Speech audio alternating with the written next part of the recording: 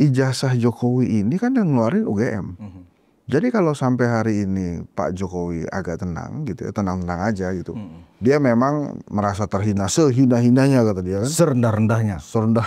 Terus dia bilang, saya sedih sekali, itu wajar saja. UGM yang memang harus kelimpungan, dia membuktikan bahwa itu palsu dan sudah berkali-kali dinyatakan oleh UGM bahwa itu asli. Tapi apakah kemudian sebagian besar rakyat Indonesia yang masih mikir makan, yang baru kena PHK, itu peduli sama perbincangan-perbincangan tentang ijazahnya Pak Jokowi misalnya? Saya yakin enggak. Kekuatan politik dia tuh saat ini masih yang paling besar, gitu. Jadi kalau kemudian dia mau bikin partai politik, itu belum terlambat. Kalau Pak Jokowinya nggak jadi ketua umum, percuma juga bikin partai politik. Yang nggak kayak tadi itu, Pak Jokowi ini menikmati panggung politiknya kok.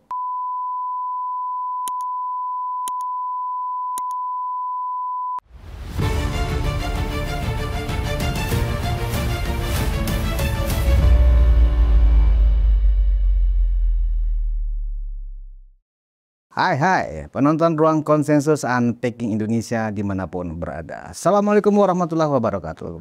Salam sejahtera, salam sehat buat kita semua. Hari ini seperti biasa masih Ruang Konsensus mendiskusikan hal-hal yang seru tentang peristiwa-peristiwa politik yang ada di tanah air. Dan kemarin kita dikejutkan ada rilis dari Baris Krim tentang hasil forensik tentang ijazah Pak Jokowi, dan hasilnya adalah dianggap identik. Nah, ternyata ini menimbulkan polemik lagi. Jadi persoalan isu polemik ijazah Pak Jokowi yang dianggap palsu oleh sebagian orang ini terus bergulir. Dan sebagian dari masyarakat kita menganggap bahwa yang disampaikan oleh Roy Suryo dan kawan-kawan itu adalah sebuah kebenaran. Tapi di sebagian yang lain sebaliknya. Nah, apa dampaknya kepada popularitas, elektabilitas Pak Jokowi yang hingga hari ini masih dianggap powerful dalam politik tanah air? Nah, kita sudah bersama dengan pengamat dan pakar komunikasi politik dari Universitas Paramadina, Bung Hensat Henry Satrio. Apa kabar, Bung? Sehat, bro. Wah, ini pertama kali nih Bung Hensat di sini. Iya. Nah, kalau pertama kali, jadi sejak tahun ini, bro, saya menghilangkan huruf T di belakang. Oh, kenapa? Jadi Hensa aja. Hensa. Ini guru ngaji gua nih ngomong. Dia bilang begini, Hen, itu T-nya kamu hilangin aja lah. Jadi kan kamu saya lihat tuh seringnya dipanggil Bang kan. Itu kalau ada T-nya itu jadi bangsat tuh. Gitu. Tapi kalau T-nya dihilangin itu jadi bangsa, jadi Hensa aja. Dan ternyata ini canggih nih guru ngaji. Bangsat bener juga sih. Ini guru ngaji gua canggih. Iya. Setelah gue googling, nama Hensa itu bagus artinya, men. Wih, apa artinya? Mendatangkan rezeki. Amin. Bener. Jadi di Ruang Konsensus Unpacking ini gue umumkan. Jadi gue panggil gue Hensa. Hensa, oke. Ya, tapi walaupun ya banyak orang itu jadi imut banget tuh saat kali. Gue yang pertama kali manggil lu Hensa, oke? Oke. Nah, gimana Bung Hensa? Dilihat dari rame-rame ini kayaknya nggak bakal berhenti ini.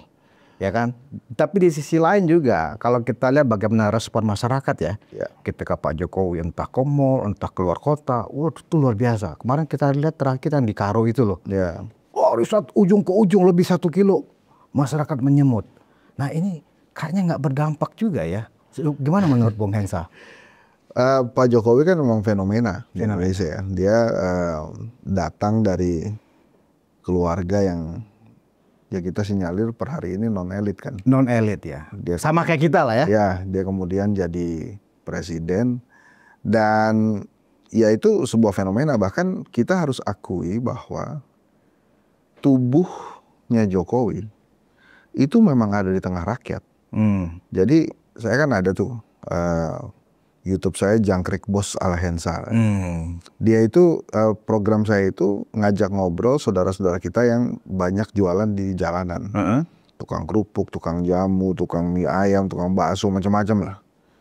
Itu kalau ditanya tentang Jokowi, tentang presiden bayangan mereka.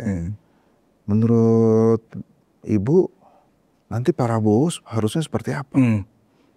Dia jawabnya, ya kalau bisa seperti Pak Jokowi deh, gitu. Terus kemudian lagi, ya memang Jokowi ini artinya memang mereka tuh merasakan kehadirannya. Ya memang sebagian kelas menengah, bahkan banyak kelas menengah mengatakan ya itu kan karena bansosnya, gitu ya, karena program-programnya. Ya tapi itu diakui, ya memang rakyat Indonesia banyak yang sukanya di level itu, di level bansos, di level nerima lemparan kaos, begitu gitu. Jadi memang dia ini fenomena. Nah terus masuk ke yang tadi, kita harus pisahkan antara seorang Jokowi dengan ijazahnya Jokowi. Jokowi ya Jokowi dengan pro kontranya segala macam lah, 11.000 triliun, SMK, IKN, banyak jalan tol dibangun, banyak bendungan dibangun, itu Jokowi sebagai presiden. Tapi kalau ijazah Jokowi ini beda menurut saya. Ijazah Jokowi ini kan yang ngeluarin UGM. Jadi kalau sampai hari ini Pak Jokowi agak tenang gitu ya, tenang-tenang aja gitu. Dia memang merasa terhina, sehina-hinanya kata dia kan. Serendah-rendahnya. Serendah. Terus dia bilang, saya sedih sekali, itu wajar saja. Tapi Pak Jokowi saya yakin dia memahami bahwa bukan gue dong yang harus tanggung jawab tentang ijazah. Yang ngeluarin dong. Kayak saya Mas Budi, saya di Unpad, di UI, di BINUS. Selesai kita lulus kan dapat ijazah. Betul. Percaya kan kita kalau ijazah itu asli ya? Betul. Kita juga nggak pernah nanya, Unpad ini asli nggak? Gitu kan enggak. Sama gitu. Pak Jokowi juga begitu. Lah ini kan yang ngeluarin UGM. UGM kepala jadi kaki, kaki jadi kepala. Dia mesti bilang kalau itu asli. Betul. Dan UGM sudah melakukan itu. Sudah melakukan itu. Sampai level rektor loh. Iya, bahkan menurut saya ketika UGM sudah bilang begitu ya sudah. Sudah selesai. Lah orang yang ngeluarin dia kok. Kalau kemudian ditemukan palsu, ya misalnya ditemukan palsu, semua apa? UGM-nya mau ditutup. Ditutup dong, dia bubar dong. Bayangin aja ngeluarin ijazah palsu yang digunakan untuk pendaftaran presiden. Ya bubar lah UGM-nya. Kan nggak gitu. Makanya menurut saya case-nya sekarang itu UGM yang memang harus kelimpungan, dia membuktikan bahwa itu palsu dan sudah berkali-kali dinyatakan oleh UGM bahwa itu asli gitu. Kalau saya sih ngelihat UGM-nya aja, karena melihat dari sisi saya sebagai mahasiswa yang udah lulus gitu. Jadi kalau kemudian Pak Jokowi kelihatannya santai, walaupun sedih dia melaporkan dan lain-lain, ya memang itu ranahnya ranah UGM. Makanya menurut saya kemarin sih, ya terserah sih Pak Polisi, namanya juga Pak Polisi, bebas-bebas aja. Bukan kebablasan ya, kelewatan juga. Maksud gue ya udah sih, uji lab 4 itu menurut gue sih kelewatan aja, percaya aja sama UGM-nya gitu. Ya walaupun sekarang dia udah umumin, ya apalagi gitu kan, UGM sudah bilang asli, Pak Polisi udah bilang asli, terus kita nunggu siapa lagi tukang fotokopinya bilang, iya waktu itu dia bawa ijazah asli kok kesini gitu. Ya nggak tahu juga, tapi memang penasarannya beberapa orang ini menurut saya karena mungkin ada rekam jejak juga yang ingin dipertanggungjawabkan. Tapi menurut saya Pak Jokowi kan sudah tidak lagi menjadi pejabat publik. So artinya memang masalah ijazah itu menjadi masalah pribadi. Saya nggak tahu ujungnya kemana. Apakah kemudian cuma pengen lihat ijazah itu asli, terus gimana lagi? Saya bikin polling tuh di X tuh. Bila memang ijazah Pak Jokowi palsu, mesti apa? 1, Jokowi malu. 2, kita ditertawakan dunia. 3, UGM dibubarkan. 4, Pak Jokowi kuliah lagi gitu kan. Apa nih yang menurut netizen pilih? Netizen ngerti kok. Kita akan ditertawakan dunia kalau memang itu benar palsu. Makanya memang berat hukumannya buat UGM. Kalau ternyata itu tidak asli. Sudah Indonesia ditertawakan dunia, ya, bikin kisruh dan lain-lain, emang akhirnya hukumannya pilihan yang kedua itu, UGM mesti dibubarkan. Tapi kan saya rasa case ini akan bertambah besar bila memang tidak ditemukan keaslian-aslian, tapi selesai bila kemudian UGM mengatakan itu asli dan bisa membuktikan itu asli. Jadi saya tidak lagi melihat apa sih sebetulnya esensi yang mesti dicari dalam kasus ijazah ini bila terbukti palsu gitu. Buat apa lagi gitu. Walaupun kan tetap saja itu haknya Roy Suryo, haknya Dr. Tifa dan lain-lain ya untuk mempertanyakan hal ini gitu. Kalau saya sih lebih memilih ya udah lewat aja masanya gitu. Jadi kan kayak misalnya korupsi ya di Indonesia. Kita terus-terusan membahas korupsi nggak selesai-selesai. Negeri ini akhirnya nggak jalan-jalan. Korupsi, memberantas korupsi kan bukan tujuan negara. Mensejahterakan rakyat itu tujuan negara. Korupsi ini salah satu cara, memberantas korupsi salah satu cara menuju kesejahteraan rakyat. Nah saya sih melihatnya lebih ke sana gitu ya.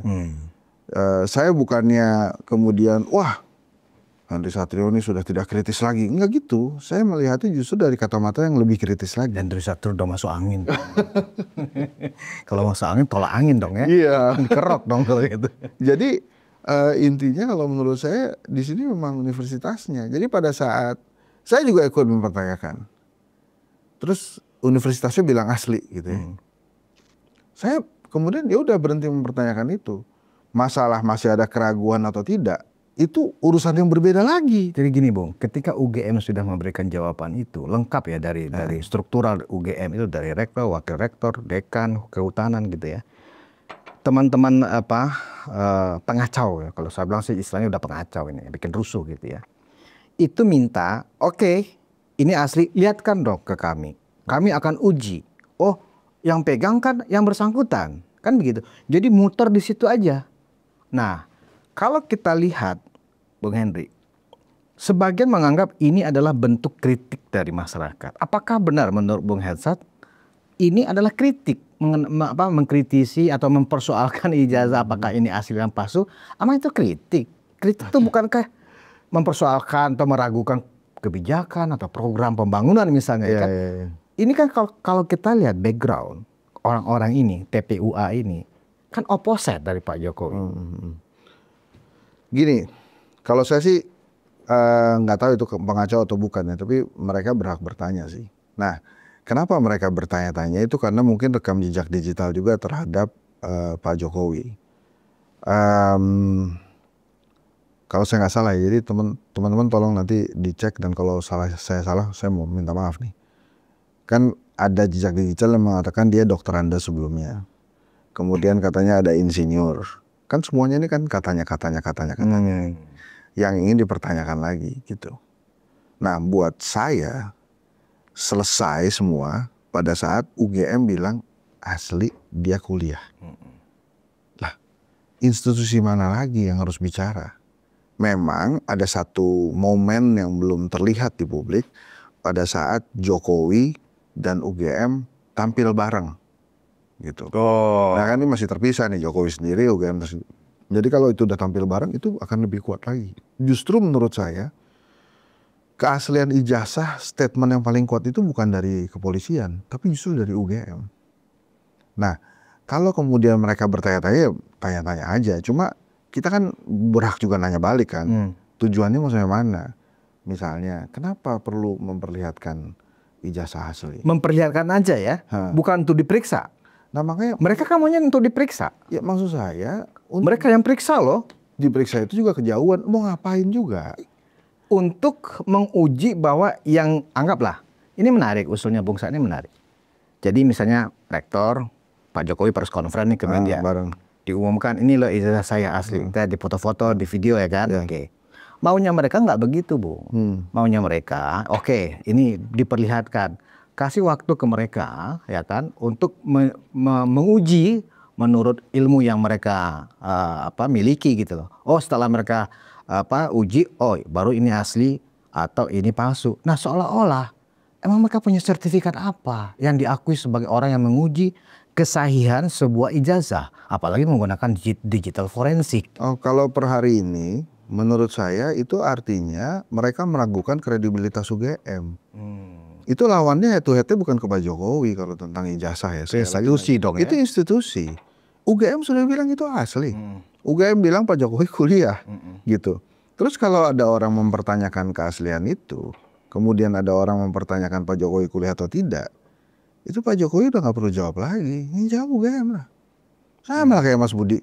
Sekolah kita capek-capek kan, lulus kita, dapat ijazah. Mas Budi Mana coba lihat ijazahnya. Mau ngapain? Lihat ijazah gue. Gue mau lihat asli apa enggak. Ya lu tanya kampus gue lah. Iya. Ada nggak nama saya di situ? Ada nggak nama Budius itu? Betul. Kalau ada pendaftar udah nggak selesai. kan gitu. Jadi mau saya ini perspektif saya tentang ijazah ini, kelulusan dari sebuah universitas itu bukan urusan mahasiswanya. Itu urusan si universitas yang ngeluarin. Jadi kalau teman-teman yang bertanya tentang keaslian Jokowi, keaslian ijazah Jokowi, itu tanyanya ke universitasnya. Jadi tempurnya itu sama universitasnya. Sekarang kan pertanyaannya, terus lu mau lihat ijazah siapa lagi? Kan harus ada perbandingannya kan. Terus kenapa kemudian jadi UGM yang dikejar-kejar? Mas Roy kan juga UGM nih. Jadi saya mau coba kasih pandangan perspektif baru, shiftingnya aja. Bahwa yang ngeluarin UGM nih, gitu ya. Jadi ini bukan tentang Jokowi. Masalah kemudian memang ada beberapa hal tentang Jokowi yang mendapatkan trust isu publik. Menurut saya itu udah lalu juga. Karena dia sudah selesai sebagai presiden, sebagai pejabat publik. Tapi kan dia anaknya masih jadi wapres. Lah itu anaknya beda lagi. Gitu. Itu case-nya beda lagi gitu. Memang sih kemarin agak lucu juga tuh tiba-tiba ada Armando bilang wapres terbaik, Mas Gibran lah wapres terbaik ya. Maksud saya nggak ada angin nggak ada hujan gitu, nggak ada yang mempertanyakan juga sejarah lah. Kualitasnya Gibran tuh gimana, nggak ada yang bertanya kan. Gitu oke terus tiba-tiba dia bilang dia wapres terbaik sejarah Indonesia. Lah emang kenapa dia tiba-tiba ngomong kayak gitu? Itu waktu saya ditanya balik media, saya kan satu alma mater juga sama Bang Ade ya. Jadi sebenarnya kenapa Bang Ade tiba-tiba ngomong gitu? Ini menurut saya nggak ada angin nggak ada hujan. Justru karena dia ngomong gitu ada pertanyaan tuh. Dia disuruh memangnya. Atau dia sendiri juga sebetulnya ada yang tidak meyakini kualitasnya Gibran. Atau emang jangan-jangan Mas Gibran nggak pede terhadap diri sendiri. Kenapa dia tiba-tiba ngomong gitu? Orang-orang nggak ada yang ngomongin kan kita jadi mengkritisi Gibran lagi. Habis itu belok lagi gitu. Nah balik lagi ke Pak Jokowi tadi. Jadi kalau menurut saya isu ijazahnya ini udah selesai. Lo mau lihat apa? Mau lihat ijazah aslinya. Terus kalau mau lihat ijazah aslinya udah selesai. Iya. Ini kan diperpanjang karena Pak Jokowi nggak mau ngasih lihat ke kita ijazahnya asli atau tidak. Iya bener kalau itu. Iya gue juga kalau diminta ngeliatin ijazah asli, lu siapa? Ngelamar kerjaan kita juga pakai fotokopian aja. Dan jadi kayak gitu-gitu gitu loh. Jadi menurut saya case ini sih terlalu besar gitu.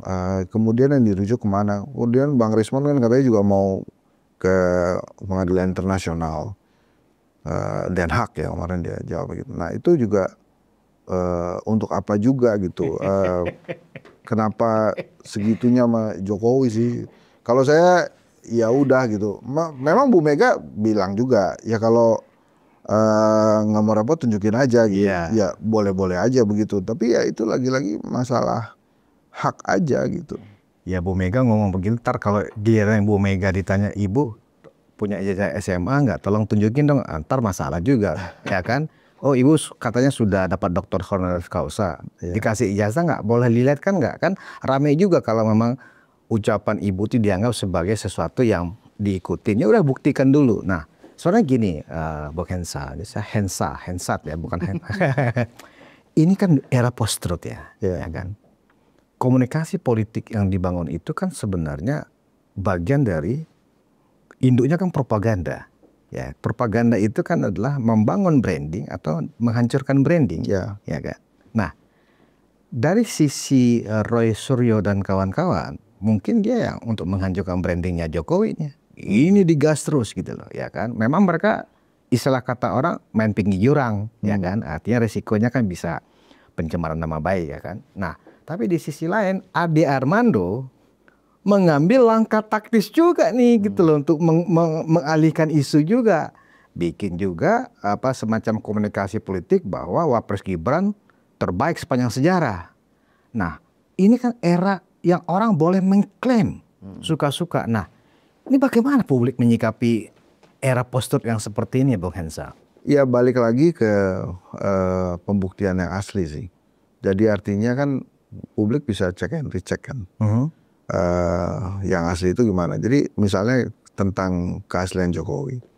keaslian ijazah Jokowi. Itu ada yang menarik juga disampaikan dalam diskusi yang di held kedai kopi. Dia nanya juga, UGM bangga nggak kira-kira Pak Jokowi jadi presiden? Bangga, saya bilang. Bangga nggak bahwa mahasiswanya bisa jadi presiden? Ya bangga gitu. Terus apa yang dilakukan oleh UGM, kata dia? Maksudnya gimana? Nah, yang menarik nih diskusinya itu. Maksudnya gimana? Ya kalau ada lulusan sebuah universitas yang besar sih, lulusannya ya besar itu kan minimal ada billboardnya lah, mahasiswa terbaik, lulusan terbaik, atau ada ruangan yang diabadikan, ruangan Insinyur Joko Widodo, atau ada patung misalnya yang diabadikan di UGM, mahasiswa yang jadi presiden gitu. So far kan nggak ada nih setahu gue gitu. Itu lagi-lagi balik lagi ke UGM. Tapi menurut dia itu yang kemudian meragukan sebenarnya Jokowi itu lulusan UGM atau tidak. Nah itu lagi-lagi itu bukan urusannya Jokowi lagi, itu urusannya UGM. Tadi tentang post-truth bagaimana kita harus menyikapinya, menurut saya data itu kan nggak bisa pernah dibohongi itu. Memang akhirnya sekarang berkali-kali diucapkan akhirnya jadi benar. Betul. Itu kan yang diinginkan oleh Ade Armando. Sama juga dengan Roy Suryo, berkali-kali diucapkan ijazah palsu. Ya, akhirnya pengen jadi kebenaran. Sebagian orang kan mempercayai jangan-jangan benar nih, ya kan gitu loh. Ujung-ujungnya kan akan. Oh iya. Tapi kan akhirnya sejauh apa mereka bisa bertindak terhadap post-truth itu. Misalnya tentang ijazah. Oh jangan-jangan benar nih apa yang dikatakan Roy Suryo. Lama-lama masuk akal juga nih. Iya banyak masuk akalnya, banyak benarnya. Terus setelah itu kita bertindak apa gitu. Misalnya saya dengerin juga Mas Roy, saya dengerin juga Rismond, saya dengerin juga Dr. Tifa. Ya pertanyaan-pertanyaan itu pertanyaan-pertanyaan wajar. Dan argumen tentang ya udah tunjukin aja sih, kok susah banget, itu juga wajar. Tapi kan terus lo melakukan apa? Kayak misalnya saya lebih memilih untuk mengeluarkan perspektif yang lain. Menurut saya ini tanggung jawab UGM. Terus yang lain gimana, kan nungguin aja larinya kemana. Tapi kalau ditanya ke ranah pribadi lagi ya juga ya, ngapain juga kita nunjukin. Oh dia kan mantan presiden, iya tapi kan udah lalu gitu. Sekarang kan dia Dewan Pengawas dan Tentara. Ya dan Tentara kan beda lagi itu bukan pejabat publik yang memang diranahkan tersendiri. Nah memang usaha-usaha ini ada gitu ya, dan mohon maaf lahir batin nih kalau saya salah bicara. Di negara seperti Indonesia yang memang tingkat kecerdasannya belum merata gitu ya, ya itu pasti akan jadi hal-hal tertentu dan fluktuatif gitu sifatnya. Jadi pasti ada yang percaya, ada yang tidak percaya gitu. Makanya kalau kemudian Plato kan sendiri juga pernah mengkritisi tentang demokrasi itu sendiri kan, jangan dipakai dong demokrasi itu secara sembarangan gitu. Jadi yang sekarang kita lihat adalah bagaimana sebetulnya memang daya kritis masyarakat ini harusnya ditumbuhkan. Nah era post-truth ini sebetulnya menyediakan ruang yang besar sekali untuk meningkatkan daya kritis masyarakat. Apalagi data-datanya tersedia di publik. Sekarang masalahnya orang Indonesianya mau atau tidak. Nah dengan tingkat kecerdasan yang belum merata ini, pastinya kan ada yang mau, ada yang enggak. Apalagi dengan tingkat kesenjangan perut yang sekarang terjadi, kan orang lebih mikirin perut juga lah. Ini saya habis di PHK ngapain ngurusin jasa orang gitu-gitu lah. Saya susah beli bahan baku, ngapain ngurusin jasa orang. Saya bicara juga sama teman-teman UMKM yang di pinggir jalan yang memang sehari-harinya hidup di jalan itu. Mereka bilang penghasilannya sama, pendapatannya sama, cuma penghasilannya jadi berkurang. Jadi maksudnya begini, kalau biasanya dia untung 100.000, penjualannya 100.000, kemudian dia bisa untung 60.000, sekarang paling untungnya tinggal 20.000. Kenapa? Karena bahan bakunya lebih mahal dan dia tidak bisa menaikkan harga barang yang dijual. Misalnya dia jual bubur kacang hijau 8.000 rupiah, dia nggak bisa naikin itu jadi 10.000. Karena akan lari lagi. Akan lari pelanggannya. Jadi ya dia stay dengan 8.000 gitu. Tapi bahan bakunya tadinya jadi 2.000 jadi 5.000 perak gitu. Nah mereka lebih concern mikirin begituan daripada ijazah Dan kemudian apakah Gibran wakil presiden terbaik atau tidak? Saya ditanya sama wartawan, saya bilang ya itu kan menurut Mas Ade Armando. Jadi kalau ditanya ke saya, menurut saya wapres terbaik itu Hamengkubuwono IX, Sultan Hamengkubuwono IX. Ya kenapa? Ya itu pilihan gue gitu. Sama kan Bang Ade juga punya argumennya sendiri gitu. Jadi itu menurut saya. Dan tentang terbaik atau tidak terbaik, ini masih ditentukan oleh bansos, kita suka atau tidak suka kan. Apa yang diterima masyarakat pada saat pemilu, apa yang diterima masyarakat pada saat pemilihan kepala daerah misalnya. Ya memang baru sampai situ demokrasi kita, mau gimana lagi. Nah, tadi Bung Hensam bilang tentang daya kritis masyarakat. Ya.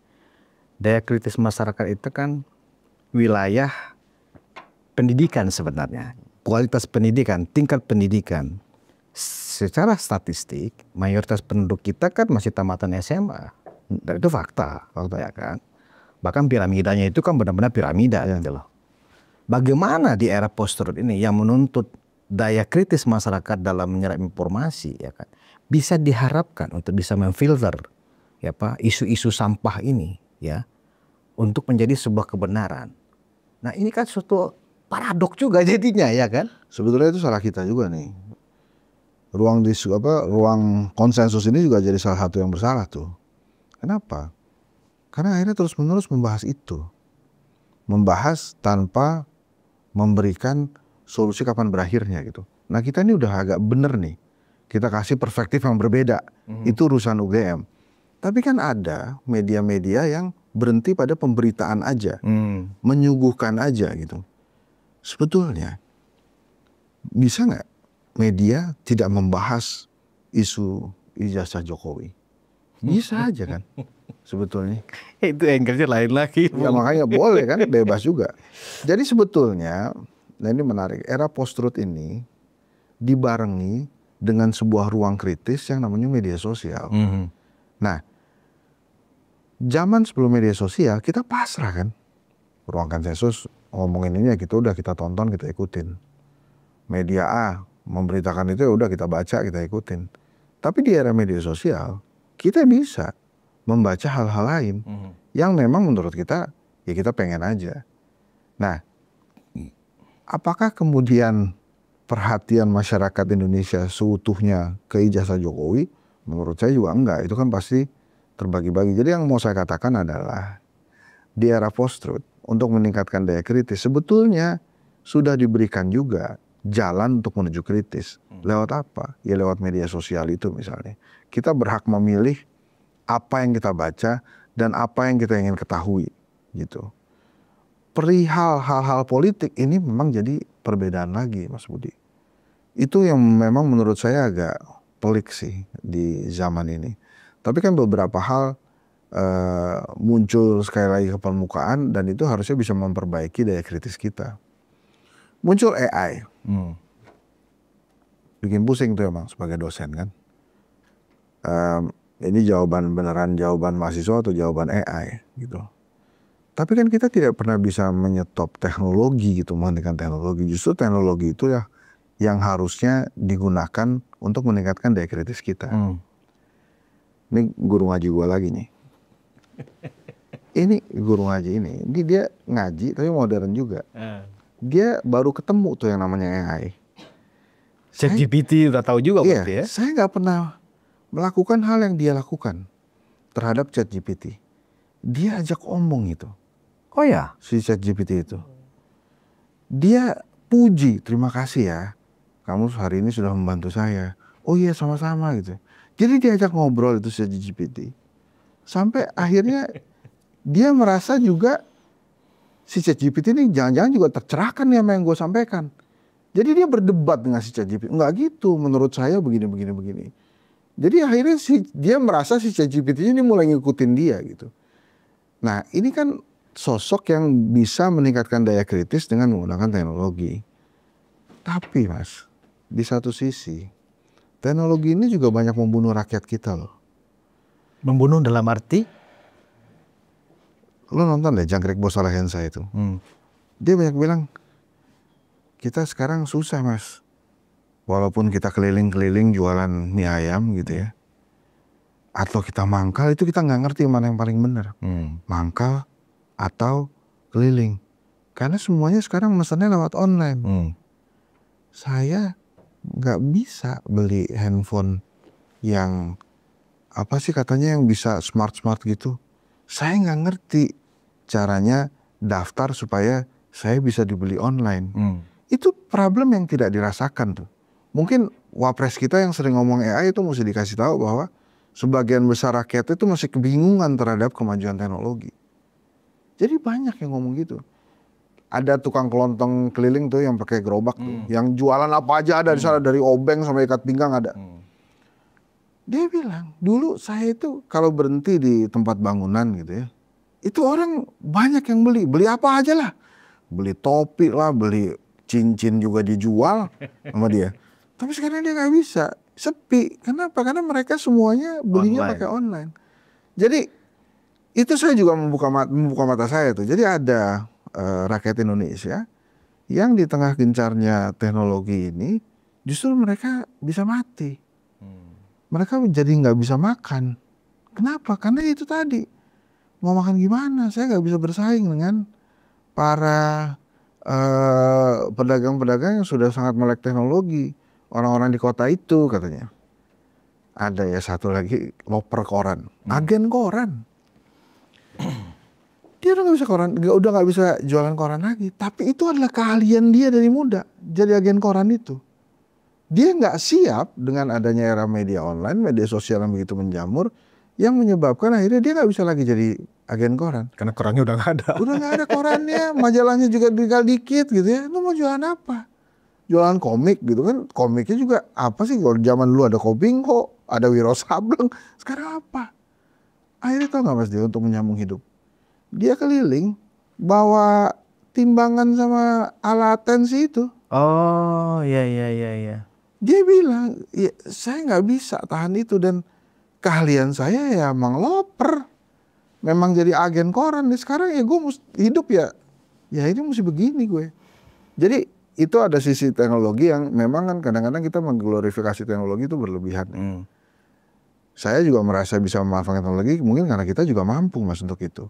Tapi kalau tidak kita nggak bisa afford, mungkin juga kita mulai merasakan tuh kepedihan teman-teman yang ada di jalanan itu.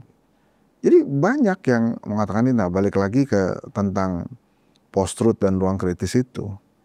Akhirnya ruang kritis kita juga terbatas Mas. Ada beberapa rakyat Indonesia yang ruang kritisnya samanya di perut aja. Kalau lokasi gue pilih lu nih.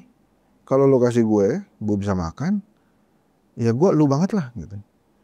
Jadi memang menurut saya ruang kritis kita itu sebagai rakyat Indonesia belum sampai ke pikiran yang untuk membuat dia dia mikirnya gimana caranya besok buat hidup aja. Tapi saya gimana ya? Kayak misalnya ada bapak-bapak tuh. Dia tadinya jual mie ayam. Atau ibu-ibu yang tadinya dia jadi PRT lah gitu ya. Nyuciin baju orang. Sekarang dia bilang, saya gimana mau nyuciin baju orang? Sementara ada laundry yang Rp5.000 per kilo gitu. Kan saya nggak mungkin. Jadi banyak shifting yang terjadi gitu ya. Karena kemajuan teknologi. Akhirnya dia jadi sound horeg keliling gitu loh. Bawa gerobak dengan musik yang ngamen begitu. Oke, yang bawa bapak itu tadinya dia jualan mie ayam. Dia memang generasi yang sudah lumayan senior sehingga dia tidak bisa menggunakan teknologi mungkin karena malas juga mempelajari hal baru atau memang tidak mampu membeli gadget yang baru atau tidak mampu beli data dan lain-lain.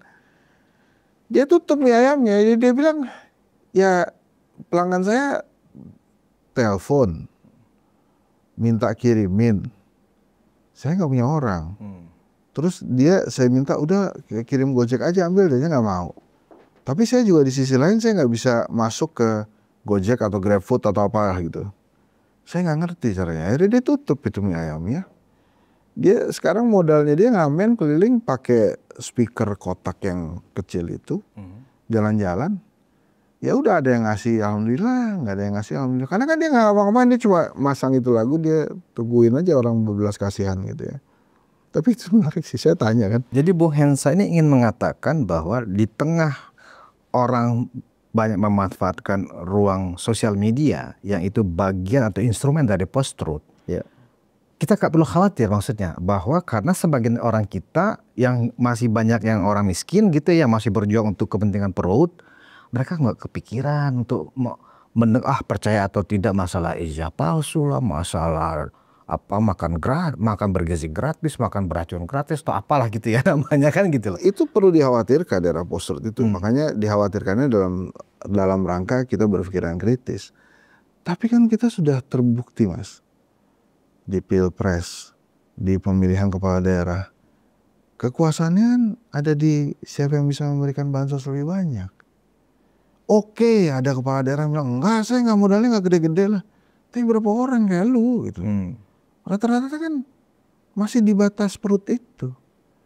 Jadi eranya Pak Soeharto yang memang mengenyangkan perut rakyat, itu emang belum berubah. Oke. Balik ke Pak Jokowi. Pak Jokowi memahami itu. Bahwa kita cuma sampai di level itu sekarang. Di level perut itu. Pantesan Pak Jokowi merasa enjoy dan menikmati aja ya isu-isu yang masih segala macam peristiwa pasti Pak Jokowi cawe-cawe, Pak Jokowi ijazah palsu dan seterusnya. Apakah ini menunjukkan betul-betul bahwa Pak Jokowi itu masih menjadi sentral dalam isu-isu dan peristiwa politik tanah air sampai hari ini? Iya, karena dia membuat tren baru di kalangan presiden itu. Lu mesti ada di rakyat. Nah, Pak Jokowi itu kan, ya orang pengen ketemu rakyat. Saya sih nggak bilang rakyat nggak pengen ketemu SBY sama Megawati ya, tapi kan SBY juga di rumah, dia lukis, dia baca buku, ya dia bikin lagu, ya terserah Pak SBY lah. Ibu Mega juga gitu, dia di rumah, dia urus partai. Pak Jokowi kan kelihatannya hobinya juga bukan ngelukis ya, bukan bikin lagu juga gitu. Dan Pak Jokowi nggak punya partai, dia jalan-jalan itu aja, jalan-jalan aja. Dan dia menikmati keartisan dia. Kenapa dia menikmati itu dan kenapa kemudian rakyat masih oke? Karena Jokowi ngeladenin. Kan ada seleb yang keluar jalan-jalan, dia nggak ngeladenin gitu. Orang-orang dia jalan aja biasa. Jokowi enggak, dia meladeni itu. Apa meladenin itu salah menurutmu? Enggak, bagus-bagus aja. Jadi maksud saya Pak Jokowi memahami rakyat Indonesia bersama situ. Apakah Pak Prabowo memahami? Memahami. Caranya gimana? Ya cara kampanye yang enak aja. Debat-debat segala macam gitu. Kelihatan pinter. Tapi kan yang milih dia bukan cuma orang yang harus pinter. Bukan orang-orang yang IQ-nya harus 120. Enggak kan? Yang 80-an juga boleh milih dia. Makanya dia pakai cara-cara yang lebih santai. Joget lah dan lain-lain. Jadi menurut saya memang ini tentang post-truth, tentang berpikir kritis. Ini kan alhamdulillah saya senang banget nih ruang konsensus memberikan ruang ini. Tapi apakah kemudian sebagian besar rakyat Indonesia yang masih mikir makan, yang baru kena PHK, itu peduli sama perbincangan-perbincangan tentang ijazahnya Pak Jokowi misalnya? Saya yakin enggak. Atau wapresnya terhebat sepanjang sejarah gitu ya? Enggak. Tapi apakah kemudian kewajiban kelas menengah untuk mengangkat isu itu? Iya. Supaya apa ya? Kelas menengah adalah agents of change kan. Jadi ya kita memang harus membawa perubahan ke arah Indonesia yang lebih baik. Tapi apakah gaji 5 juta itu lebih goblok dibandingkan 15 juta? Enggak juga menurut gua. Gitu loh. Jadi ya itu jangan disederhanain juga tentang itu gitu. Ini kan masalah garis tangan sama kecerdasan beda, Bos. Jadi maksud saya, nah terus itu viral nggak? Viral. Karena lucu kan. Banyak yang protes kan. Tapi banyak juga yang nggak protes. Tapi ya itu kan masalah viral nggak viral itu begitu. Deddy Mulyadi paham apa yang dilakukan oleh Pak Jokowi dan Pak Prabowo. Dia meniru itu. Barak militer misalnya. Dia kan berlindung nggak, apa yang salah dengan militer? Ya nggak salah. Saya juga senang-senang aja. Tapi setelah keluar dari barak militer, nanti anak-anak ini gimana hidupnya, akan lebih baik atau tidak? Gitu-gitu. Kayak gitu-gitu loh. Tapi ya itulah kenyataannya, Bang Budi, Mas Budi, bahwa ya negara kita masih di situ. Terus kan ada yang bilang harus pemimpin dong yang ngasih tahu. Jangan lagi dong pemimpin memberikan bansos pada saat dipilih. Jangan lagi ada money politics. Ya nggak bisa. Si Machiavelli itu bilang lo mau berkuasa ya caranya apapun itulah yang lo lakukan. Post-truth ini ya oke lah, kita ngomongin post-truth, kita ngomongin daya kritis gitu. Tapi kalau kita ngelihat lagi di masyarakat kan masih di perut. Kritisnya masyarakat tuh, aduh turunin dong harga sembako. Aduh kemahalan Pak. Aduh tolong dong bantu pemerintah. Saya nanya berapa sih kalau pemerintah mau bantu tuh? Itu ada yang ngomong dari 10 juta sampai 500.000 buat modal doang. Jadi daya kritis kita mohon maaf pemirsa ya kita harus akui yang sampai situ gitu, baru di situ. Oke, kalau begitu Bang Hendra sebagai pakar komunikasi politik ya, endgame dari glorifikasi ijazah palsu ini sebenarnya apakah benar ingin mendowngrade reputasi seorang Joko Widodo atau memang ini bentuk kritisisme orang-orang itu aja? Kalau ini mah endgame-nya apa menurut Bung Hensat? Ini sih ada keinginan untuk menjatuhkan Pak Jokowi. Itu pasti itu nggak bisa dipungkiri ya. Nggak bisa dipungkiri, itu pasti ada. Ingin memberikan catatan yang negatif buat Pak Jokowi sih itu pasti ada. Tapi lagi-lagi kalau isu ijazah ini sebetulnya paling bertanggung jawab itu UGM. Oke. Jadi karena UGM sudah ngomong itu asli, ya UGM harus bertanggung jawab gitu. Kalau saya sih ijazah ini bukan UGM sudah bertanggung jawab sejauh ini. Ya udah, jadi sebetulnya itu mereka tetap tidak percaya. Terus apa dong? Ya itu kan urusan mereka. Terus ya media juga sih ya namanya. Berarti media sekarang yang harusnya nggak lagi mengangkat isu-isu itu. Enggak, itu sih terserah dia aja. Dan kebebasan pers kan boleh-boleh aja gitu ya. Dan agak media, dilema ya Bung Hensa. Iya, gimana nih? Ya karena kan ini emang pertunjukan yang bagus kan. Orang Indonesia kan juga suka sinetron, suka drama gitu. Ngelihat Mas Roy Suryo meledak-ledak kan seru juga gitu. Iya. Ngelihat nonton Rismon meledak-ledak kan seru juga. Ya mungkin akhirnya dianggap sebagai sebuah hiburan. Akhirnya ini sebuah tontonan aja akhirnya. Ya tontonan aja. Kalau terlalu lama isu ini digulirkan, digoreng sana sini, ya kan dibumbuin lagi, dikasih garam, dikasih micin kan gitu ya. Akhirnya kalau saat tadi pertanyaan adalah endgame-nya apa? Akhirnya endgame-nya adalah ini hanya sekedar tontonan. Pak Jokowi akan menunggu final dari, kalau kata Tom Cruise, final reckoning. Ini ujungnya ini, dia akan menerima hal yang bagus menurut saya buat dia. Orang Indonesia kan paling kasihan sama orang yang dizolimi. Iya. Ini ujung-ujungnya kan, wah Pak Jokowi dizolimi terus. Iya. Dan Pak Jokowi tahu itu, makanya saya sempat katakan bahwa saat ini dia berjalan di catwalk aja. Makasih ya Roy ya, lo kasih gua catwalk nih. Ini Pak Jokowi kan pinter nih, dia tahu ini kan tanggung jawab gue, bukan tanggung jawab gua. Dia datang, saya sedih sekali, saya terhina sehina-hinanya. Orang ini saya kan lama-lama, kasihan ya kok Pak Jokowi digituin ya. Sementara Roy ini kan, wah ini palsu gitu. Sementara juga orang Indonesia tuh, ya itu tadi itu setelah waduh kasihan Pak Jokowi, terus ingat perutnya lagi gitu. Ingat bodo amat lah gitu ya kan, akhirnya kan begitu. Iya, dan karena nggak ada akhirnya, kok ini masih rame. Iya, dan Roy Suryo dan teman-teman menurut saya berperan penting dalam menjaga popularitas Pak Jokowi saat ini kalau saya. Oke, kalau kita melihat memang akhirnya ini hanya sebagai tontonan atau juga tidak ada pengaruh kepada penurunan reputasi, citra dari Pak Jokowi.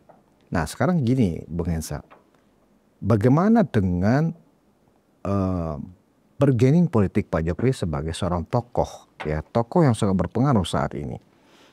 Kita tahu bahwa belakangan ini PSI mencoba mengkampanyekan bahwa Pak Jokowi akan ikut pemilu raya mereka sebagai salah satu ketua umum, calon ketua umum. Di sisi lain, sejak lama juga Golkar ya sudah menyiapkan karpet merah buat Pak Jokowi. Begitu juga Gerindra. Artinya dari situ kita melihat secara politik campaign gratis yang disediakan oleh Roy Suryo dan kawan-kawannya memang tidak ngefek gitu loh. Nah, Bung Hensa melihat apakah betul pasca Pak Jokowi sudah tidak menjabat sebagai presiden, ketokohan dan pengaruh Pak Jokowi secara politik sampai sekarang itu memang belum bergeser ya? Belum menurut saya. Belum bergeser ya? Semua presiden kita sampai hari ini menurut saya ketokohannya belum bergeser. Belum bergeser ya? SBY emang ketokohannya bergeser? Enggak. Tapi ya emang dia segitu aja. Kenapa dia segitu aja? Lebih sering di rumah kan. Dia paling juga tampilnya di depan Demokrat aja. Jadi ya udah segitu. Tapi kalau kemudian Pak SBY kayak Pak Jokowi gitu jalan-jalan di mall, Emangnya nggak ada yang minta foto? Pasti ada yang minta foto. Saya yakin lebih banyak minta foto SBY daripada AY. Karena SBY yang pernah jadi presiden kan. Iya, iya, iya. Ibu Mega gitu juga. Yakin itu saya. Nah cuma yang memanfaatkan momen itu kan Pak Jokowi. Pak Jokowi juga asik aja kemana-mana jalan. Oh ya foto segala macam foto. Apalagi kan sekarang tidak lagi jadi presiden. Pengamanannya tidak seketat waktu zaman presiden. Gitu. Jadi ya Pak Jokowi tahu aja memanfaatkan situasi. Masalahnya kan gini, Bu Hensa. Kalau misalnya tiba-tiba Pak SBY atau Ibu Mega suka jalan-jalan kemana-mana gitu ya, komo segala macam, itu bukan kebiasaan mereka itu pada saat berkuasa. Exactly. Kan Iya, iya. kalau Pak Jokowi emang dari jadi wali kota, jadi gubernur, jadi presiden, kebiasaannya memang seperti itu, Bung. Jadi orang nggak melihat sesuatu yang berubah gitu loh, bahwa ini adalah bagian dari pencitraan dan seterusnya. Itu terbantahkan, itu memang stylenya beliau kan begitu. Iya, dan semua orang seluruh Indonesia ini tahu kok kalau Pak Jokowi itu orang suka pencitraan. Ya udah, tapi kan begitu dia datang didatengin juga gitu, diselamatin juga. Jadi ya emang ini orang dia paham bagaimana orang Indonesia itu sukanya gitu. Oke. Sama kan Pak Prabowo juga, Pak Prabowo juga jalan-jalan sekarang juga pasti dikerubutin orang. Jangan kan Pak Prabowo si Bobi Kertanegara aja kemarin penjagaannya gitu banget. Jadi ya ini kita kan penduduk banyak Mas. Orang suka gitu ketemu tokoh-tokoh gitu. Levelan Henry Satrio aja kalau ke mall pasti ada yang ngajak foto gitu kan. Serius ini gue beneran. Itu levelan saya gitu. Iya. Gimana levelan Jokowi? Jokowi gitu ya. Ya, gimana levelan Jokowi? Oh, Raffi Ahmad segala macam itu udah luar biasa pastinya. Jadi kalau menurut saya tentang popularitas Pak Jokowi, ini justru PSI yang manfaatin Jokowi gitu. Cuma Jokowinya nggak mau aja. Maksudnya saya nggak mau tuh ya siapa timbangkan lah. Lagian kalau gini ya, Jokowi kalau maju ke PSI pasti mau lah. Bukan mau, pasti menang lah dia. Kalau dia mau ya. Ini bikin sejarah lagi, Pak Jokowi kan senangnya bikin sejarah tuh. Ini kali pertamanya ada anak mewariskan partai ke bapaknya kan, dari PSI itu. Ya terus kira-kira ini perahunya tepat gak buat Pak Jokowi? Menurut saya sih enggak. Kurang gede, kurang lincah gitu ya. Ya kurang punya fuel yang besar lah ya. Jadi menurut saya perahunya terlalu kecil. Pilihannya apa buat Bung Hensa? Apakah mendirikan partai baru atau bergabung dengan partai-partai yang sudah existing saat ini?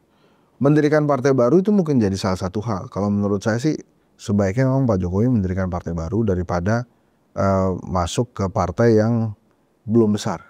Karena belum besar sama bikin baru kan beda tipis lah. Beda tipis. Kecuali dia masuk ke Golkar. Nah itu baru nggak apple to apple tuh ngebandinginnya antara bikin partai baru atau masuk ke Golkar gitu kan. Golkar ini di Golkar kan banyak naga-naganya, Bu. Bukan cuma naga, pendekar semua. Pendekar semua. Ini kan urusannya langsung mikir kenapa mesti Jokowi masuk terus kemudian dia yang jadi ketua umum gitu misalnya atau dia jadi apalah gitu. Tapi kan perhitungan politik Golkar ini sangat make sense gitu. Dia boleh aja berjuang, tapi pada saat perjuangannya dia lihat mentok tembok ya dia belok kanan sendiri gitu. Ini bisa saja terjadi walaupun menurut saya tidak mudah gitu ya. Apakah kemudian Jokowi mau bikin partai? Menurut saya sih yang paling mungkin saat ini ya bikin partai. Nah, Bung, Pak Jokowi pernah menjawab tentang itu.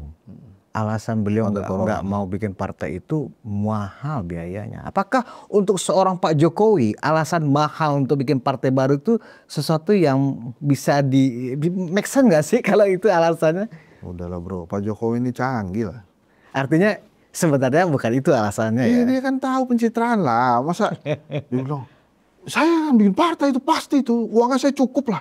11.000 triliun di kantong saya masih ada nih. Terus sekarang dia kan nggak mungkin ngomong gitu. Pasti dia bilang mahal bro gitu. Terus kemudian apakah sekarang rakyat Indonesia itu membutuhkan partai politik baru? Kalau menurut saya sih partai politik sama tokoh politik itu sekarang ya itu antara ayam sama telur juga kan. Walaupun sudah diputuskan ayam duluan tuh baru telur.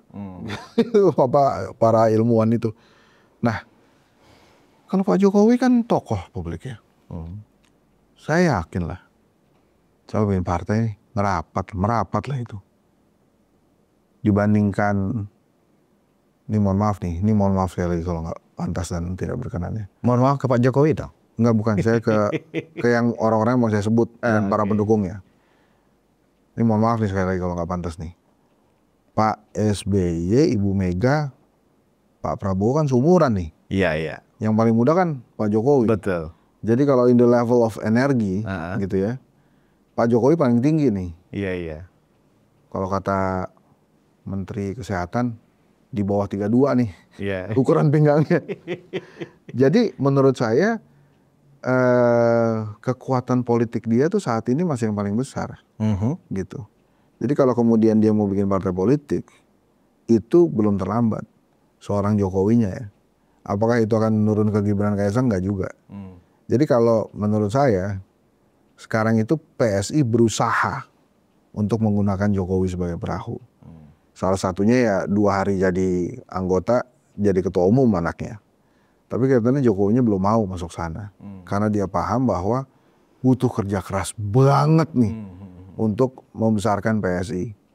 Mungkin, bahkan bukan mungkin ya, menurut saya bikin partai baru dengan membesarkan PSI, itu biayanya sama. Kalau gitu bikin partai baru dong mestinya ya. Ya makanya menurut saya bikin partai baru aja. Gini. Tapi kan begini Mas, tujuannya apa bikin partai? Berkuasa kan? Betul. Dia udah nggak bisa lagi berkuasa. Kecuali memang kemudian nanti ada perubahan undang-undang nantinya yang memperbolehkan dia maju lagi. Lantas mau apa? Menjadi center of attention? Nggak usah bikin partai. Mau jadi kingmaker? Nggak usah bikin partai.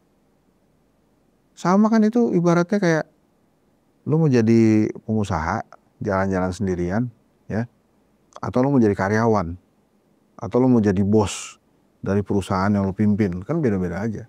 Tapi kalau Pak Jokowi kan sekarang, he himself itu center of attention. Orang datang ke dia kok.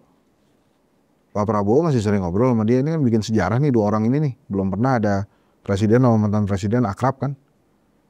Terus apa lagi? Orang-orang partai ke dia, orang-orang menteri ke dia.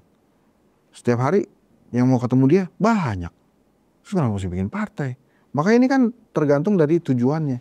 Apakah Pak Jokowi ingin bikin partai kemudian berkuasa kemudian jadi kaya? Nggak tahu juga saya.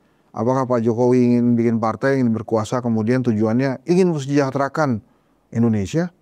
Emangnya kalau nggak bikin partai nggak bisa kayak gitu kan? Mungkin bisa aja gitu. Jadi memang pilihan bikin partai itu bisa jadi di kepala Pak Jokowi itu jauh banget tuh di bawah. Ya dia sekarang udah menerima. Ngapain sekarang kan bikin partai itu bikin pusing ya. Pasti pusing tuh ngurus partai. Ya aneh sekarang juga dia, gitu. Iya, sekarang tapi dia udah punya semua, ngapain gue bikin partai? Betul. Beda waktu Prabowo, SBY, even Megawati sendiri bikin partai. Misalnya dari 99 itu PDI menjadi PDIP gitu ya. Kemudian muncul Demokrat, muncul juga Gerindra. Pada saat mereka itu mendirikan partai, mereka memang ingin jadi presiden toh, ingin jadi presiden kan gitu. Dan mereka sadar kendalanya adalah bikin partai kan gitu. Nah, Pak Jokowi sudah 2 periode jadi presiden gitu loh. Kok bikin partai loh, mau jadi apa Pak? Gitu kan gitu. Ya makanya waktu dia bilang saya partai perseorangan, gitu kan, terus kemudian banyak, wah ini Pak Prabowo Pak Jokowi mau bikin partai. Menurut saya enggak, dia sedang menyampaikan kritik kepada partai politik yang ada sekarang. Partai politik yang ada sekarang itu kan memang rata-rata partai perseorangan. Gerindra adalah Prabowo, PDI Perjuangan adalah Megawati, Demokrat adalah SBY, Nasdem adalah Surya Paloh, dan lain-lain. Mungkin yang agak bebas itu ya PAN, misalnya Golkar, P3 gitu. Tapi kan kita nggak tahu siapa yang ada di belakangnya. Misalnya PSI lah, nggak ada tokohnya, tapi ada terus. Tapi kan kita tahu siapa di belakangnya dia, siapa yang membiayai dia gitu kan. Kan kita, kalau itu partai udah nggak ada tokohnya, maka pertanyaan kita yang ngebiayain dia siapa. Nah kalau yang lain-lain kan memang adalah. Jadi pada saat Pak Jokowi bilang saya partai perseorangan, ya dia tuh sebenarnya memberikan kritikan kepada partai politik yang ada sekarang aja. Karena semuanya ya, mau ada Munas kayak, mau ada Mubes kayak, ujung-ujungnya kan balik kayak satu orang. Dan itu boleh nggak? Ya boleh, wajar-wajar. Nah, menurut kalkulasi Bung Hensa, ini ada 2 partai besar ya. Partai nomor 2 kan Golkar, nomor 3 Gerindra. Dan dua-duanya siap menerima Pak Jokowi. Menurut Bung Hensa secara kalkulasi politiknya, lebih strategis mana Pak Jokowi bersama Gerindra? Anggaplah nomenklatur Dewan Pembina itu sekarang diserahkan kepada Pak Jokowi misalnya seperti itu ya, atau di Golkar sebagai juga ketua Dewan Pembina, atau sama saja nih, sama-sama kuat kalau ini mau dimanapun Pak Jokowi sama-sama kuat, tapi dari unsur untuk 2029-nya kan begitu pasti itu ya kan, lebih strategis yang mana menurut Bung Hensa?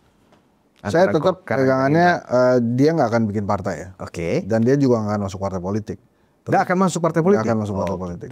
Buat apa gitu? Dia jadi milik satu partai. Dengan ada ini kan dia bisa jadi milik 8 partai itu. Oh, jadi tetap Bung Hensa membayangkan jadi ketua kelas saja gitu? Dia pokoknya begini aja. Ketemu partai politik misalnya PAN ketemu dia kan boleh-boleh aja. Golkar ketemu dia boleh-boleh aja kan. Nanti kalau dia ikut misalnya dia jadi ketua Golkar atau dia jadi Dewan Pembina Golkar, ya PAN ngapain ngadep Jokowi? Itu mengurangi kenikmatan dia gitu. Gitu loh. Apalagi masuk Gerindra. Nggak mungkin lah masa ada matahari kembar, mataharinya masih ada. Itu kan jadi mengonfirmasi. Jadi kalau menurut saya tetap jadi ketua kelas saja di antara Kim Plus ini. Iya, pokoknya dia begini aja. Karena dengan dia begini siapa aja bebas ketemu dia. Surya Paloh mau ketemu boleh. Jadi nggak merasa yang lain juga dikecilkan kan gitu ya. Terus kan kalau misalnya dia ketua Dewan Pembina Golkar, Surya Paloh ketemu. Pasti kan ngapain ketua Dewan Pembina Golkar itu? Ngapain ketemu ketua Dewan Pembina Golkar? Iya. Si ketum Golkarnya juga, ini ngapain sih ketemu orang partai lain ketemu Dewan Pembina gua? Jadi kan menurut saya dengan posisi sekarang enggak lah, menurut saya nggak akan. Lebih strategis Pak Jokowi memang hanya jadi ketua kelas lah ya, umpamanya seperti itu ya. Tapi orang-orang lingkaran Jokowi pasti pengen Pak Jokowi jadi bikin partai politik. Jadi pengen punya kendaraan lah. Misalnya Projo nih bikin partai politik, emang magnetnya ada di Budi Ari? Ya enggak lah, pasti kan Jokowi. Iya betul. Makanya kalau Pak Jokowinya nggak mau bikin partai, nggak akan ini Projo bikin partai politik. Kalaupun misalnya udah bikin partai politik aja kata Pak Jokowi, kalau Pak Jokowinya nggak jadi ketua umum, percuma juga bikin partai politik. Yang nggak kayak tadi itu, Pak Jokowi ini menikmati panggung politiknya kok. Siapa aja mau ketemu saya boleh, kan asik tuh. Kalau ketua umum mana aja boleh ketemu dia. Dan dia asik-asik aja, menikmati itu. Setiap ketua umum ketemu dia, bawa wartawan lah ya kan. Jadi ngetop lagi dia. Oh ketua umum ini ketemu wartawan, ketemu Jokowi, wah diliput, seneng juga. Ya kan sekarang ada istilahnya Kim Plus kan, Bung Hensa, yang ada di kabinet sekarang kan 6 Kim Plus ya kan. Ada plusnya itu kan ada PKB, ada Nasdem, ada PKS. Nah, kalau diibaratkan tadi Pak Jokowi itu lebih strategis sebagai ketua kelas dari Kim Plus ini, mungkin sekarang yang perlu difikirkan oleh Pak Jokowi bagaimana melembagakan ketua kelasnya ini, mungkin itu kali yang lebih seru kali ya. Saya juga nggak yakin sih, karena sebetulnya kan kalau Kim Plus ini komandonya ada di Prabowo sekarang. Ya Pak Jokowi jadi think tank aja lah, kan. Saya lihat sih sebatas itu. Kalau kemudian dia mau melembagakan itu, dia mau memfusikan partai politik misalnya seperti Pak Soeharto, itu dia harus berkuasa, harus punya kuasa dulu gitu. Sekarang menurut saya dia memposisikan dirinya masih sebatas itu aja, kan dia masih sehat, masih lincah. Ya udah, posisi gue nih di sini aja nih jadi guru bangsa atau apalah, kan di Solo tuh ada tuh terima kasih guru bangsa gitu ya. Jadi menurut saya sih sampai di sini aja posisinya, karena saya juga yakin Pak Jokowi tidak ada keinginan untuk terlihat seperti mengganggu Pak Prabowo lah. Dia pasti juga waktu jadi presiden kan nggak pengen digangguin sama yang lain. Jadi dia pasti akan, ya Pak Prabowo adalah presiden ke-8, ya udah pasti dia akan mempersilahkan itu. Kalau kemudian ada perspektif masyarakat bahwa wah Pak Prabowo ini seperti ditunggangi oleh Jokowi dan lain-lain, ya itu perspektif masyarakat boleh-boleh. Tapi begini ya Mas Budi ya, Prabowo dan SBY ini punya kesamaan yang menurut saya bisa ditonjolkan sebagai presiden. Dua-duanya ini ahli strategi yang menggunakan kecerdasan visionernya luar biasa. Sehingga memang ya terlihat seperti apa yang sekarang terlihat itu ya, kok kayak Pak Prabowo nggak bergerak, masih ingin dilihat, masih dicampur tangani oleh Jokowi dengan menteri-menterinya dan lain-lain. Kalau menurut saya sih Pak Prabowo tuh melakukan ini dengan strategi yang dia sadari gitu. Dia kan milih Gibran juga pakai strategi kan. Kalau nggak mungkin dia akan kesulitan jadi presiden. Kalau kemudian dia sekarang berterima kasih kepada Pak Jokowi dengan cara beberapa temannya di kabinet tetap dipercayakan menjadi menteri di kabinetnya dia, ya itu sih wajar aja. Tapi perbedaannya yang mau saya katakan adalah SBY dan Prabowo ini yang memiliki memang tingkat strategi yang tinggi gitu ya dalam membangun. Memang terlihat agak lamban karena dia kebanyakan mikir gitu kan. Ini gimana ya? Ini kira-kira gimana ya? MBG misalnya atau Danantara kan sempat diundur berapa kali itu, diberesin dulu undang-undangnya dan lain-lain. MBG juga terus-terusan dia evaluasi.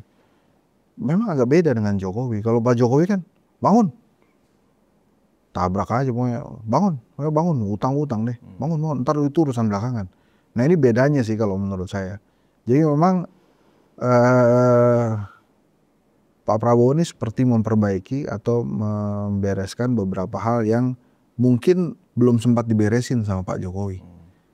Kepangkatan di TNI Polri misalnya salah satunya kan banyak yang nanya tuh.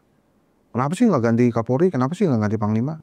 Menurut saya Pak Prabowo juga memahami itu gitu. Cuma dia pasti akan mikir nih kalau gue ganti, misalnya Pak Sigit gitu ya. Ini digantinya dengan angkatan berapa? Kemudian angkatan-angkatan lain yang belum kebagian nih gimana? Sama dengan TNI dan lain-lain. Jadi kalau saya sih milih ya udah kita tungguin aja. Ini kan juga baru 7 bulan kan. Ya ntar kita lihat aja ke depannya. Tapi sih saya menilainya bahwa karena dia punya kecerdasan visioner, jadi memang kalau ada orang lain gergetan terhadap kebijakannya sih menurut saya wajar aja karena memang dia mempersiapkan yang something big gitu, yang something yang besar, lebih besar dari apa yang kita perkirakan menurut saya. Dan dia kan pelan-pelan jadi Danantara. Pelan-pelan. Ya MBG dikeluarin dulu tapi kemudian dievaluasi lagi gitu. Gitulah kira-kira maksudnya.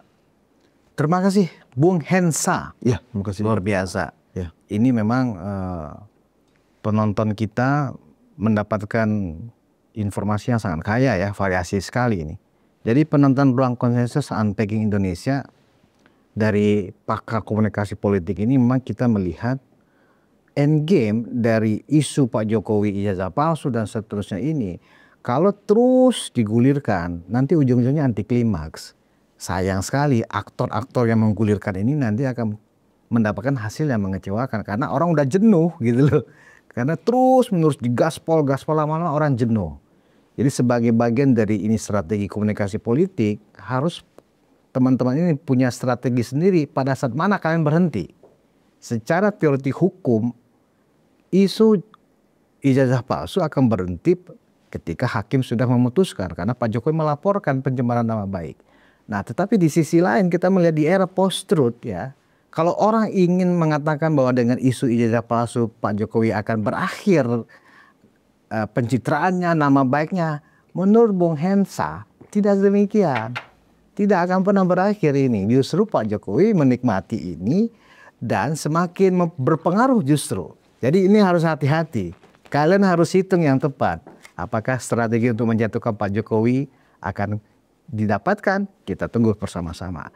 Demikian perbincangan kita. Bertemu kita di episode selanjutnya pekan depan. Wassalamualaikum warahmatullahi wabarakatuh.